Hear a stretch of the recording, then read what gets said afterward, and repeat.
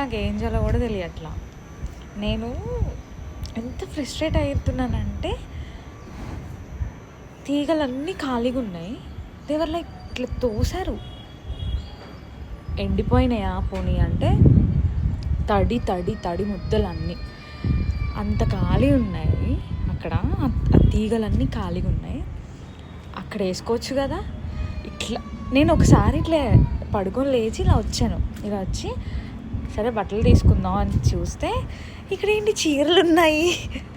Literally నేను పడుకుడికి నేనేమనుకో నేను కలగన్నానా, నేను అసలు బట్టలు ఉతకలేదా, లేకపోతే నేను ఏంటి అర్థం కాలేదు. నేను బట్టలు ఉతకలేదా, ఇక్కడ నా బట్టలు వేయని తీరా చూస్తే అక్కడంతా ఇవ్వాలే 2 బకెట్లు అయినాయి. సర్లే రైనీ సీజన్ కదా ఉండవు అని ఉతికితే ఏంటి ఏం ఉపయోగం ఉతుక్కొని.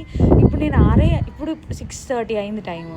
ఇప్పుడు నేను ఆ ఖాళీ తీగల మీద నేను ఆరేసుకోవాలా, లేదా ఇవి తీసుకొని వెళ్ళి పీజీలో అసలు మా కిచెన్ బెడ్ మీద నాకే ఖాళీ ఉండదు.